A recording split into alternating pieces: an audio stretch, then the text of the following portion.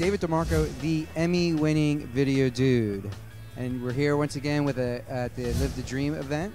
And as you know, as you've been watching all the other interviews, we've been interviewing a bunch of the leaders here, a bunch of the speakers that spoke at the event. And I'm with one of them right now, Ryan Angelo. How you doing, Ryan? Good, sir. How you doing? Doing great.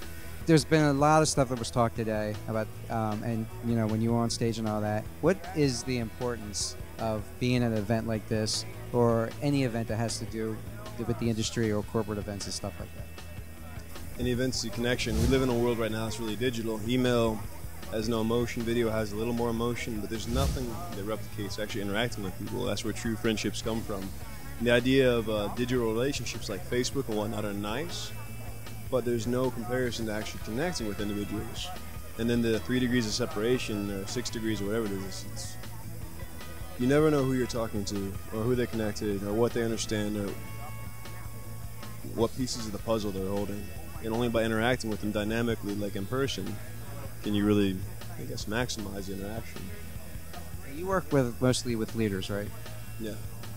What's I guess what's one of the things that I guess people struggle with as they're learning to become a leader or trying to, you know, raise the bar in what they're trying to do? Inner game. Most individuals want to focus on static skill traits. Static skill traits being like PPC or SEO, or these different systems of action, or how to get more leads and this, that, and the other, which makes sense. It's very sexy. It's Jason Better just going behind us. Jason Better, ladies and gentlemen. Better networker. I've analyzed the personalities and the psyches of leadership, and essentially there's consistent patterns. And if you look at each one focuses mostly on working on self prior than anything else. The skill traits are byproducts of the inner game becoming the outer game, and then understanding people, how you take that, bring everything together. And then wealth just somehow, quote unquote, appears. What would you say, like what kind of tips could you give to someone that are just getting started and they're struggling and all that, and they want to be here comes Jason again and they want yeah, Jason Better, gonna have to get him on an interview. I feel violated. Anyway, they're struggling, they're looking to become a leader themselves, but they're just trying to, any tips you can give those people? Well, first of all, join Better Networker, although the initiation's a little rough. Well, invest in alpha influence, obviously, but more so appreciate that we live in a world where a lot of individuals are very afraid and very uncertain. They try and push that on you, family, friends, and you experience that. When you're elevating yourself or getting outside of the 9 to 5, or even within the corporate structure, true success is designed to follow and basically find its way into the hands of those who are doing things others are not. And if you go against the grain, obviously you're going to have some friction. So as you're going against the grain, expect. There's a lot of individuals who aren't going to understand you, but then again, they're not supposed to. And so potentially one of the most vital things you can do is be present at events like this, like the Live the Dream event or the No Excuses event, are the 2 primary events I would encourage you to be present at. I'll always be at those because the connections, the interactions, and the caliber of individuals it attracts raises you to an entirely new level. And always bear in mind that the people you surround yourself with are the people you become.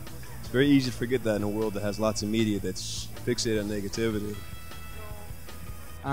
If you could boil it down to 1 word or 2 words, what word would you say describes success to you? Wisdom. If you think about what wisdom is a refinement of knowledge. Knowledge being pretty static. We can all learn something. Then we apply it, becomes a skill. Apply the skill more and more, it becomes a degree of understanding. Understanding over the course of time and refinement becomes wisdom. And wisdom's not really restrained by age. A lot of people think that's the case. If you find the right people to learn from, or if you seek strong sources of wisdom, you'd be surprised at how much you can elevate your way of thinking, being, and doing. Like, for instance, for me, Proverbs in the Christian scriptures has been a really powerful grounding place. And a lot of my friends who are not Christian have reviewed it as well. The wisdoms of this are different ways of looking at reality. How you look at reality is how you shape reality. It's really easy to forget that, though, when you got the media telling you the economy is falling apart, the universe is collapsing, all that kind of good stuff. Plenty of negativity to choose from. So you gotta go on a bit of a negativity diet, consume a little bit more wisdom. And there you have it. I hope you picked up on all the wisdom that was just covered here in this interview and all the other interviews that we've done tonight. Make sure you're at the next event. Ryan, I want to thank you. My pleasure.